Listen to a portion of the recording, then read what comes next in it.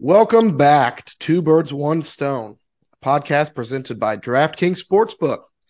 DraftKings Sportsbook is an official sports betting partner of the NFL, my go-to in betting on the NFL this holiday season. They've got same-game parlays, easy and fast payouts, player prop options, and much more. Right now, new customers can bet just $5 on any NFL team to win their game and get $150 in free bets if they do. Check this out. Right now, everyone can earn up to a 100% boost with DraftKings stepped-up same-game parlays.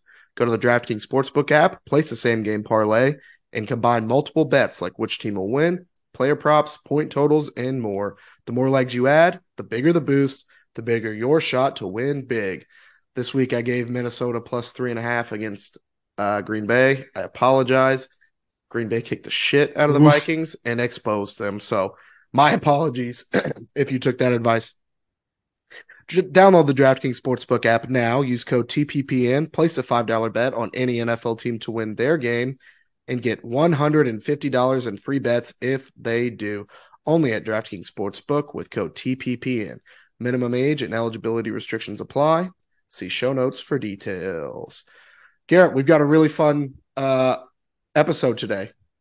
Do you know why? Yeah. We got former Cardinals quarterback to come on the show. Drew Anderson was with the team from 2019 to 2020. Spent time with Kliff and Kyler, Fitzgerald, all the big names of those seasons. And we got to talk to him a lot about those guys, what his process was like coming into the league. Lots of fun stuff. So I think you guys will like it a lot. I had a good time. Very cool guy. Yeah. Cool dude. Yeah. Yeah, and you'll see from the highlight tape that we put in between, the dude could play a little bit.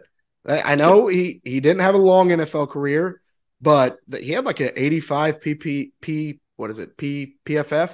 He had a PFF grade of like 85 in those preseason games, so wasn't a bad football player. You don't make it to the league by being a bad football player, that's for sure. Right. That's right. So we'll get into that. We'll talk about the game in a second, but I didn't think we could probably come on here and do a football show without acknowledging what happened last night in the Bengals-Bills game. Damar Hamlin, everybody's already seen and heard about it now. A freak hit with T. Higgins across the middle. It's come out now that it forced a cardiac arrest. Obviously, they had to do CPR on the field. Ambulance came on the field, transported to the hospital. As of right now, I think all we know is that it was confirmed cardiac arrest, that he's back to breathing 50% on his own. I just read on Twitter a few minutes ago.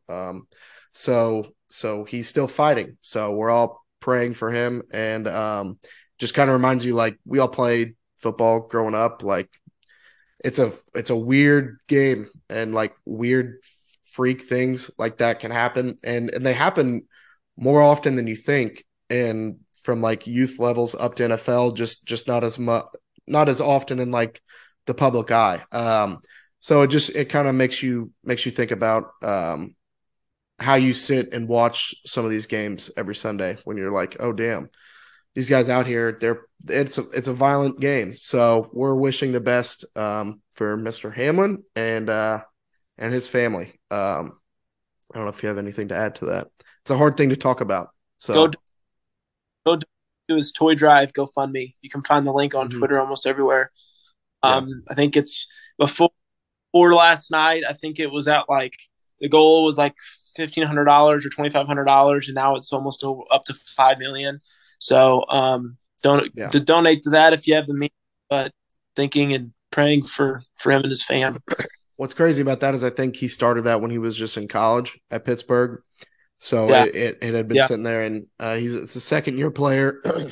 The fact that this is a kid that's pre-NIL, that didn't care about himself and was doing things like that, it shows you the kind of person that he is. So it's sad. It's weird. Like I said, we all played. We all watch the games every week, and you see some horrific things. You see guys with back, neck, head stuff. But that's a first, and I think that's going to, not unfortunately, but rightfully probably change the way a lot of people see the NFL and football in general. So in terms of the game, they stopped the game. They didn't finish it. You all know that, and I don't know as of right now if there's any plans to resume the game. The NFL came out today and that they don't have a plan yet. So wouldn't that be nuts if just that game just didn't get played? I mean, people are getting killed for it, but it is an important game with lots of playoff stuff standing and riding on it. So who knows? It's a crazy, unfortunate thing that none of us have ever seen before. So there's going to be crazy repercussions for it. So, I said hard to talk about, but as far as the Cardinals game on Sunday, they lose again. So we're number 4 spot. We're not picking. I don't think we're picking any lower than 6, no matter what. So we could move up as far as number 2. If the Broncos win and the Bears win and we lose, which we will, because the Niners will be playing for the number 1 seed, we'll jump all the way up to 2. And imagine the freaking bags of cash and picks we can get for that number 2 spot for somebody that wants to come up and get CJ Stroud or Will Levis or one of these quarterbacks, because these quarterback stocks are only going to go up as we get closer to the draft and the combine. So yeah, we won't keep you guys too long. We really were happy with the interview and how it went. Drew was awesome. Garrett, did you have anything you wanted to say before that? Shout out to David Blau. He played relatively okay. Good for David Blau. Yep. Relatively okay. Relatively okay. It's David Blau. So shout out to him. Didn't turn the ball over. Yeah, I mean, you'd think a guy would go out there and just fucking sling it, you know? That's what I would do.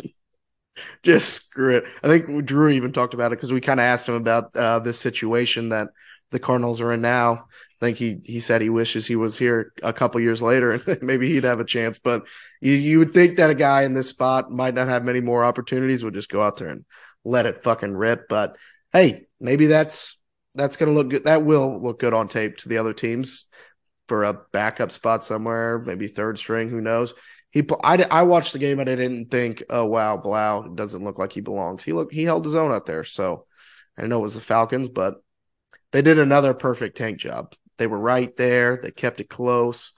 They didn't get blown out. It was respectable, but they still came out with a loss against another team that's probably trying to lose. So tip my cap. Yeah, the act of losing, not almost a science. Well, hell, we have so much practice at it. You should be good right by now. That's right, brother. Yeah, so that's a little quick recap of everything else that's going on. Enjoy these sick Drew Anderson highlights and the interview. And as always, go Birds. Thanks. It's Derek Carr to AB, Derek Carr to Terrell Williams throwing the football deep. Drew Anderson. That eventually sends it to Drew Lock. Here's Anderson throwing off his back foot, back shoulder, and caught for the touchdown. A.J. Richardson. That's the used to be,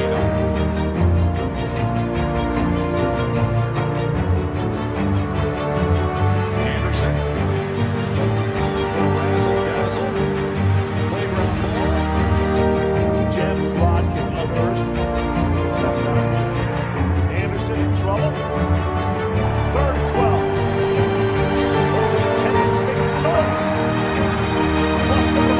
Anderson.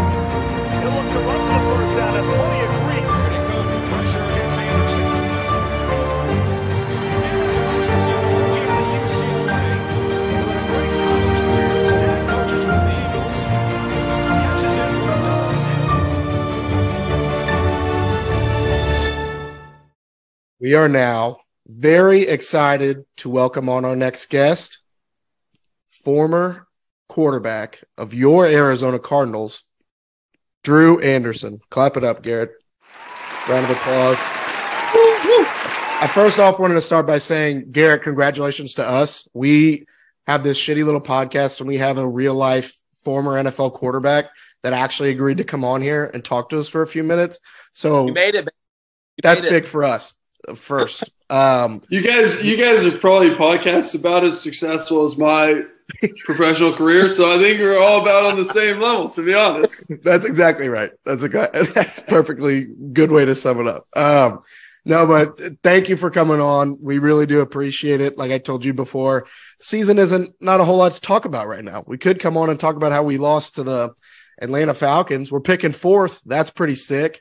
But, thought it'd be a good little change of pace to talk to somebody that was in the building and all that crap. So we do appreciate it. Absolutely. Thanks for having me. Yeah, no problem. We'll start there then. You came in the league in 2019, undrafted free agent. Same season, Kliff gets hired. Same season, we draft Kyler, number 1 overall. Just to start, what was that whole process like for you? No combine invite, so you got your pro day. Do you have workouts with other teams? I'm sure your agent's kind of lining things up, maybe even as the season's kind of wrapping up. But I always found it interesting to see kind of hear about how chaotic that time is for players like you going into it. Yeah, it's crazy. And honestly, for me, the whole thing happened fast. Just a year prior, I was a backup quarterback at University of Buffalo. So playing professional football wasn't even really on my radar. And then, the starter there got hurt. I went in, had a couple really big games, and started having some agents and people reach out to me. And so that's, a little bit of when I started thinking, okay, maybe this is something that'll be possible. And then transferred my last year and played there and started getting more attention at Murray State. But then, obviously wasn't some big prospect by any means. And then, really worked out for some teams, had a pro day with some different teams there and was talking to a number of different teams that I thought, would maybe be an option. I was pretty sure I wasn't going to get drafted, maybe a 6th, 7th round thing, but was pretty sure I wasn't going to get drafted. And so then, it kind of comes down to really kind of picking the best spot for you. And my agent had a list of teams that he thought might be the best fit. And he's obviously looking at, the style of play and the quarterbacks they have there at the time, whatever, those sorts of things. And so when it came down to it, he felt like Arizona was going to be the best spot because there was, a couple other teams. Obviously, once you're not drafted, it's kind of like you can, you'll have a couple different teams reach out and you can kind of pick from there. And so he felt like Arizona was going to be the best spot. So that's what we went with. And no, it was cool. I was excited. I was excited for sure to go to Arizona. What was another one that stands out? Was it a team I don't know, the Packers or somewhere where you could have went behind maybe a established quarterback to maybe learn the ropes from a little bit? Do any other ones stand out to you besides the Cardinals, obviously? Yeah. The other two that we were kind of thinking about was Detroit when Stafford was still there at that time. But I guess they, I guess it really was their backup situation, wasn't super solidified. And then Houston as well was the other spot. So it was really kind of those three. And I kind of just left it up to him though.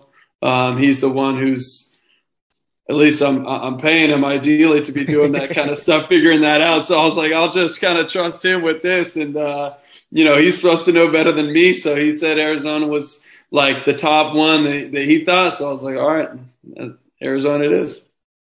So you don't obviously go to the combine, like I said, but you take the Wonderlic, right? What was your Wonderlic score? You always hear about these quarterbacks. It's always quarterbacks. You never hear about a DB's Wonderlic, but I had to put you on the spot. I got to know what was the Wonderlic. And I don't even hear about Wonderlic for QBs anymore. I'm sure they're still doing it, but I don't hear about these scores. I think I had a low 30s, I want to say. That's fucking great. Right around 30. I was preparing to ask you this question. You scored higher than Peyton Manning. Peyton Manning had a 28. You should be on the Hall of Fame right now, dude. Maybe you could probably still sling it. It's not. I think that settles it. I think that's about settles it. Then the Wonderlic is not really worth shit. So, yeah, it's a weird thing. It's got almost nothing to do with football. The questions and the hardest thing is just you don't have a lot of time. It's really fast, so that's probably a part of the process. Weird test.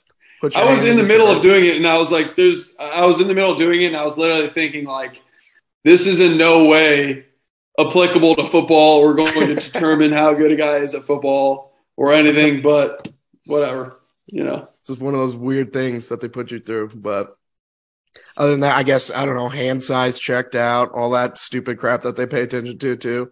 Like that's got to, you feel like cattle or something. They're putting you through and they're taking all these measurements and poking and prodding. That's got to be such a weird deal, like the pro day and all that. For sure. And there's like one part of it where, you know, you just walk out there. I mean, everybody's seen the Tom Brady picture. You're in like compression shorts or like underwear, and you walk out there and it's a room with like, you know, 50 dudes checking you out. So it's all pretty weird for sure. For sure. Hey, Drew, the hand size thing, I think is, for me. Could you turn to the left? You want me to spin? At least the hand size, you know, it makes a little sense, I think. But some of the stuff is crazy. But it's like, you know, I guess they're looking in this much, you know, detail at everything. So I don't know. I don't know how much of it is really necessary, but somebody at some point thought it was, I guess. I took the luxury of pulling some of your pro day stats. A 4.8540. That's not bad. That's not bad at all. I did notice that you didn't record any kind of reps for bench press. What's up with that? No bench press. No chance. That would have not been a good number. I actually, it would have been a bad number. I haven't bench pressed in I don't know how long. I tore my pec when I was playing at Buffalo.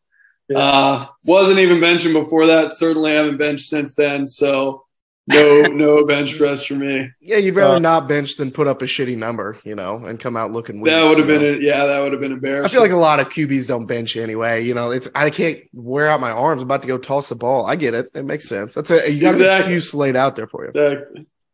Yeah, for sure. Unless you're going to crush it, I don't think that it makes much sense to do it. Yeah. And then if you do crush it, it's like, I don't really know where this guy's priorities are. Doesn't really do much for you. Yeah, I get you. Lose. Yeah. So going in, you know, after you get signed, I'm sure like Kliff Kingsbury was one of the first people that you kind of talk with when you get in the building. What are your first impressions of Kliff whenever you first meet him? You know, he's a first-year head coach. What is going through your mind whenever you first, you know, kind of chop it up with him?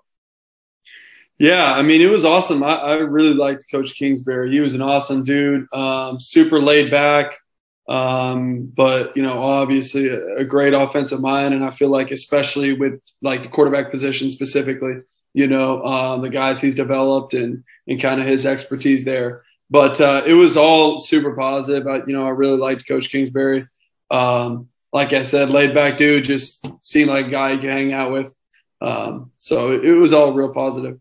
Is that it? Was I'd imagine he had a different kind of style, because obviously there was lots of shit going on when he first got there. The cell phone breaks, the weird, like the way he handled things, people hadn't really seen before. Like coming from college, even to the pros, was the way he did things a little different than you expected? Did you expect it to be a little more ironed down and strict? Yeah, a little bit, but I think it was interesting because it was like, it was his first time doing that too. You know what I mean? He hadn't been in the pros. So I think he was, you know, I was thinking that same thing. I was like, how's all this going to go? Whatever. But I think a little like he was too, a little bit.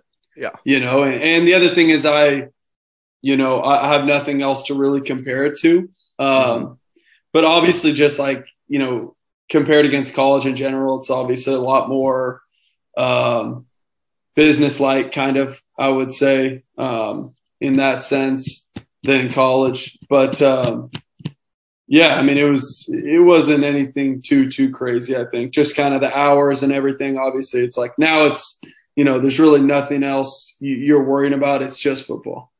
So it is different in that sense, obviously. Favor the quarterbacks a little bit. Get out there, sling it with you guys, talk ball, all that kind of shit. He still got it. Yeah. His arm's still there. Honestly, I seen him throw a ball like once. I barely ever saw him throw it. Like there would be other coaches who would have to throw it sometimes, doing like routes on air, but I never really saw it. Once or twice, maybe. I don't know. I think so. He's hiding it. It is gone. Use it or lose it, dude. I mean, I think if you don't throw a ball for 10 years, it's probably just doesn't really work like that anymore. But no, I mean, he ran the QB meetings and everything like that. So obviously it was like, you know, a lot of time in there with him. But no, he's a really good dude. Okay. So speaking of the quarterback rooms, the quarterback meetings, all that, you were on Kyler quite a bit, and we heard a lot of crap about Kyler this season in particular, especially with them struggling. So here's your chance. You could go full on Pat Peterson here and get a soundbite out there, or you could come to his defense. Either way, we're going to clip it for sure. So just a heads up. But what was Kyler like as a teammate that first year? He was cool. I always liked Kyler. I mean, he was a pretty, and I'm sure even just like on the outside, people can tell he's a pretty like reserved kind of private guy. Yeah. You know what I mean? And I would say that holds up, you know, even in a more, you know, being around him a little bit more and being in the meeting rooms with him. That stuff was real. And, you know, he is that way. I think it's hard, like, playing that position, honestly, in the NFL, because it's like it's hard if that's your natural kind of demeanor and just nature, because there's a lot on you, you know what I mean? And every single day they want to talk to you. And the thing I had to remind myself too when I was there was like, we were both rookies, and still he was like, I think 2 years younger than me, like, or maybe a year. Like, this is a 21, 22-year-old guy with, you know, all this, you know, pressure and all these different sorts of things. And that's in Arizona, which is not like it's playing not a huge market, but he's still I think the number tough, one pick, you know? and he's still the number one pick, and have the keys handed to him right out the gate. Like you said, that's crazy that you're in the same position as he is, but you're sitting back and like, you got to just be kind of like watching kind of like the media circus a little bit, kind of swarm him after every practice, every game. That, it's got to be crazy. Yeah, no doubt. No doubt. And the other thing is too, you get in there and you got like, you know, grown men with families who are 35 with married and kids, and they're looking at you too. You know what I mean? And you're supposed to be the guy leading them. So it's a lot, I think, you know, it's a lot for anyone. Yeah, for sure. So some of the other guys in that locker room. So you've got guys like Larry Fitzgerald and Patrick Peterson's in there, Chandler Jones, a younger Buda Baker. Now this part, we're also probably going to clip, and you can tell me to cut it, but there had to be a tier of guys that looked at the undrafted quarterback as shit on their shoe, and there had to be a tier of guys that were actual human beings and treated you well. So you can name a couple that did you right, and maybe you don't even have to name names, but maybe a couple stories of guys that might have did you a little dirty. I wouldn't say did me dirty would be strong. You know, I would say maybe just a general indifference. That's fair. A couple guys. One guy that was a little bit intimidating, let's say, was Terrell Suggs. You know, and just not a guy you want to mess with. Let's put it that way. But I would say, you know, most of the guys, especially some of those star players, it's not even like they're just not even going to mess with me. It's like, who's this guy? You know, it's not like they're going to fuck with you or anything. I would say, like, you know, Chandler Jones, David Johnson, those were like really cool guys. Like, you know, whoever it was, they'll chop it up and hang out and talk with you, whatever. I thought, you know, DeAndre Hopkins was a really cool guy. But no, I would say there was never any, like, you know, nobody for the most part, like, treating you bad. It's just, you know, more than anything, some of them, it's just like, who's this guy? You know what I mean? More a general indifference than like, you know, any kind of ill will or anything like that. And you've got, I mean, some of these guys, like I said, Fitz, or some of these guys that have been in the league for 10 plus years, they see some guys that are in your position that they come in, go out, like they're probably not going to take the time of the day, like, and might not be the nicest thing, but they've seen 100 Drew Andersons come through there. Like, you know, there'll be a new one shuffling through next week. I don't think I'm going to be hanging out with this guy too much. So yeah. I get that. Yeah, I had to ask, but I mean, as sitting in the spot where you were undrafted, third on the depth chart, we're seeing this season right now with Trace McSorley earlier on Christmas Day and David Blau this week starting against the Falcons. That isn't too far off from you being in that spot. Were you active in that Seattle game, Kyler, that your rookie year when Kyler went down? The game I was active was against the Rams. Okay. I think it was last game of the year. Okay. So in a situation where like Kyler does go down and let's say he's not able to play a few weeks, then it's just Hundley and then you. So very easily, I mean, it could have been you in that spot. That's the way the NFL works. Putting yourself in Trace's shoes or David Blau, you're going to give the media answers like, oh, I prepare all week, like to be the guy and all that crap, put in my time. But are you secretly kind of shitting your pants like at that point, you think, or do you think these guys are really ready, rearing and ready to go for this kind of opportunity? Yeah, I don't think I would say, and honestly, that's a really good question. I think that's why you see guys come in sometimes in the middle of the game, like a guy gets hurt and a guy is just thrown right in there. And sometimes they do better in that spot than when all week, like I'm playing. It's also a good question. I came out the wrong year. I should have been coming out this year. Might have got a shot in there. You would probably been playing the last like 6 weeks. Yeah. Yeah, no, yeah. I think it's tougher when all week, and not necessarily tougher, but you have a lot more time to think about it, And yeah, I mean, I remember that one game, like, they just had 3 of us active just because of Kyler had I think a hamstring injury going on, and in that game he came out, and Brett went in and pretty early on took a pretty big hit, and I'm like, holy shit, Am I going to be fucking going in here against Aaron Donald? I don't know where my helmet is.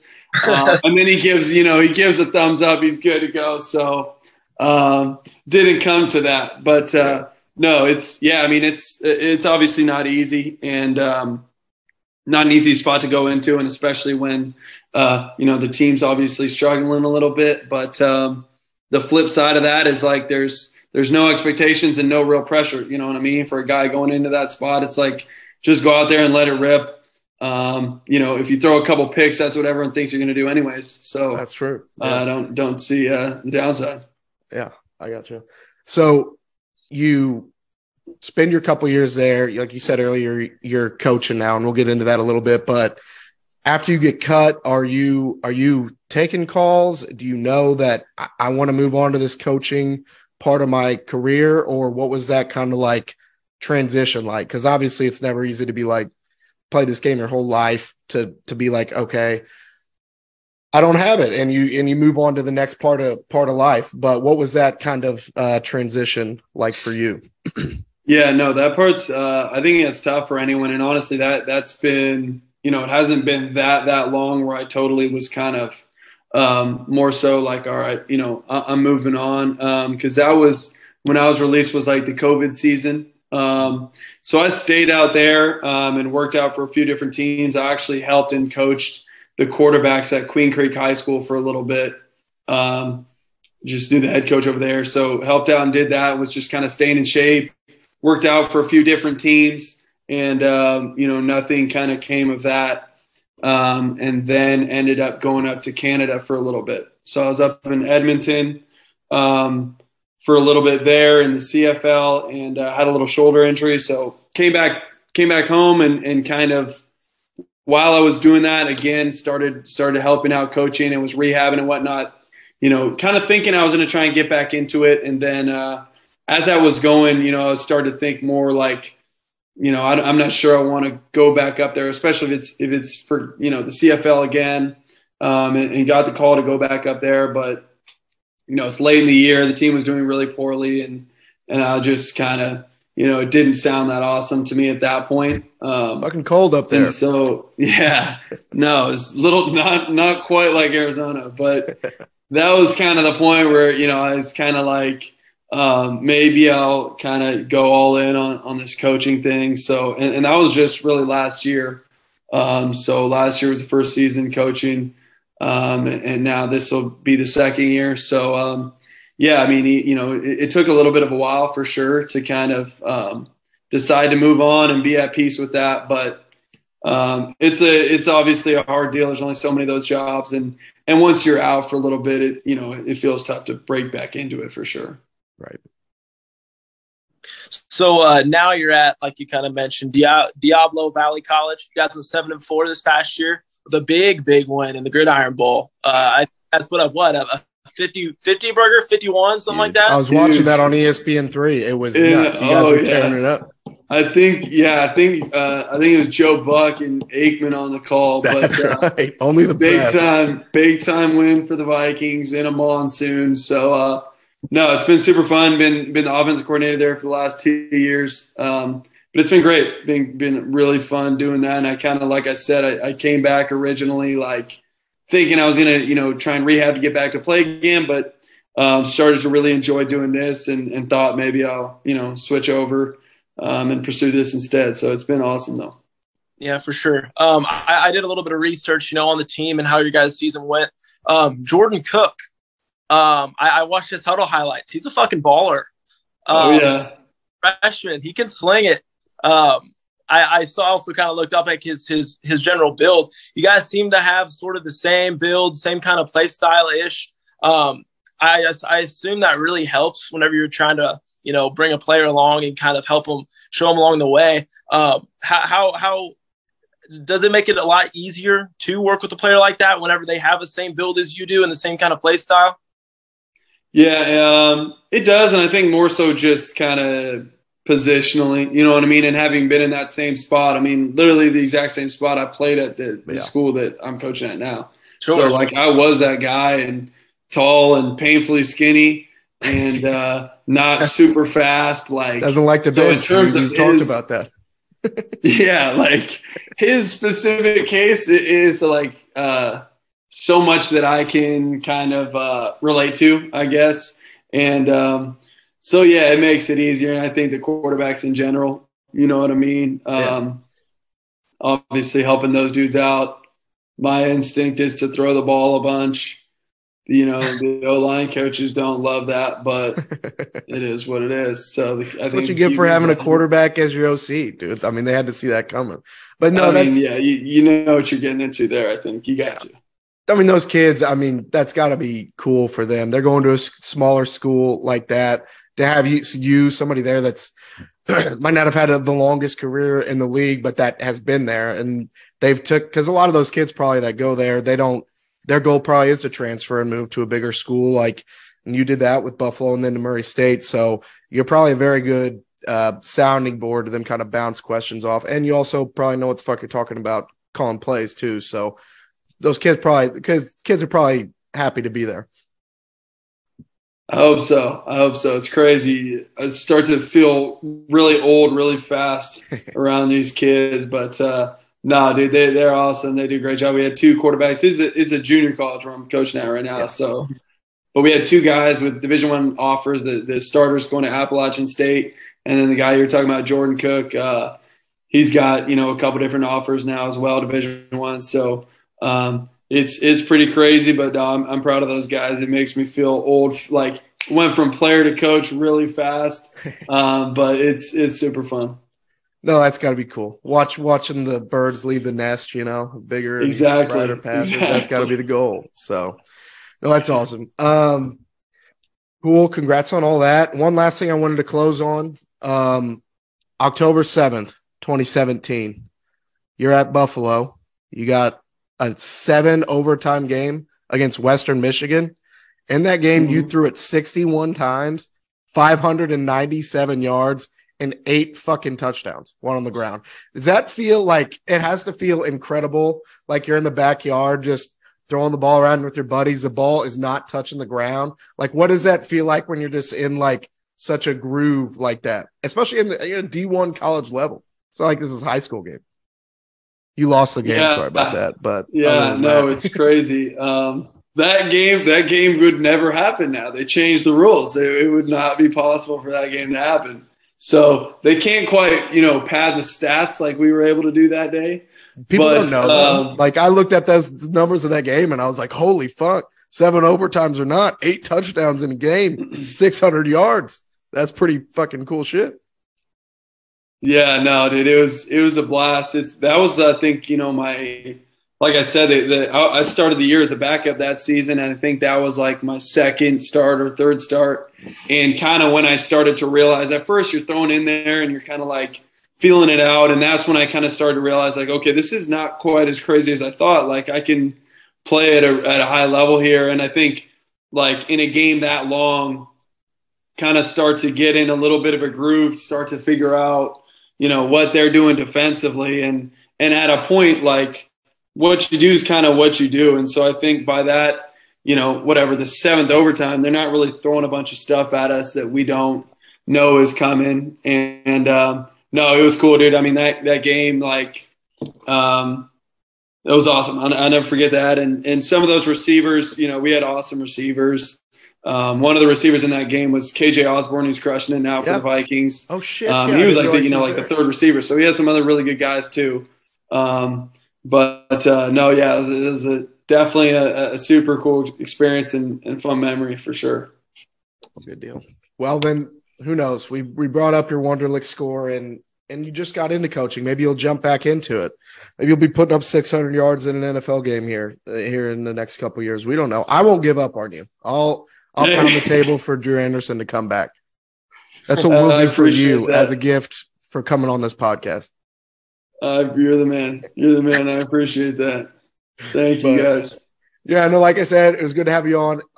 We DM'd. We had met before, so it was good to talk to you again. I don't remember a lot of it. Like I said, I met Drew at a Nashville bar when I was on a bachelor party. I was probably incoherent, asking really stupid like Chris Farley questions, like, so like, what's Larry Fitzgerald like all that bullshit. But you were nice enough to talk to me, so yeah, it was a good time, and I'm glad you took the time to talk to us. We appreciate it. So absolutely, might have been a few cocktails involved. I will say though, most guys ask that kind of question, completely sober, so it's not not the worst thing. I would have done it sober too. I won't lie to you. So. But awesome. Well, Gary, you got anything you want to close on? No, I don't think so. I appreciate you coming on. It's been awesome talking with you. Oh yeah, dude. Absolutely appreciate you guys having me, man. Well, do you have any questions for us? Or no, I thought you guys were going to talk a little bit more Cardinals. I mean, I know it's been a tough year. I was wondering where, what moves we're making, where we're going from here, who we're drafting. I was ready, dude. We could bore you with all that shit because that's all we have at this point is the draft. And I know you said you like Kliff, but possibly a new head coach as well. We won't root on anyone to get fired, but that door is possibly open too. We don't know. Maybe we'll have you back on in the off season. We can go through all that boring shit, but you coming on, we wanted to talk about you, Drew. We didn't want to be rude. So maybe we'll do another episode. I appreciate that. Well, if it's any consolation, I grew up a Raider fan, so I know what it feels like to be looking forward to those draft picks. That was my whole childhood. You know what I mean? My whole childhood was just the draft hope every year. So, never really worked out for us. So I guess that's probably a bad comparison, hopefully, for you. But who knows? Well, fuck, maybe you'll end up with the Raiders. We'll root for you there with Carr gone. Who knows? Since we're talking about what do you feel about Derek Carr? Was he your guy, or were you ready to kick him out the door? Not to keep us going. I actually I like Carr. I think he's a slightly above average starting quarterback for sure. I think he's not like a guy that's going to make your franchise like a Josh Allen or a Joe Burrow. But in his defense, like he's had to deal with a lot of crazy shit with so much coaching change. I mean, just the stuff from last year alone with the coach, the Henry Rugg, like so much shit in his whole career. Like when he came in, they started like 0-12 his first year. Yeah. Always had terrible defenses, all these things. So it's like maybe it is time for both sides to move on. But I think he's probably, a little better than maybe the Raider fans have kind of given him credit for. I think in a different situation, he'd be a guy that's in the playoffs, fairly consistently maybe. I always liked him too. I feel like he 5,000 yards last year. I feel like he kind of drug him to the playoffs there, and new coach comes in. It sounds like new coach says, that's not my guy. And I guess the owner says it's cheaper to move off of this $140 million quarterback. So yeah. I don't know. Kind of a weird deal. Like you said, I like him, but he'll be quarterback in the Colts next year, surely. So I'm sure he's he'll have a few landing spots. Yeah, for sure. But, all right. We'll end on that note. we won't keep you too much longer. But Drew, we appreciate it, man. And like I said, hey, maybe we'll have you back on sometime. Who knows? Absolutely. All right, fellas. Appreciate you having me. All right. Peace. Have a good one. Take care.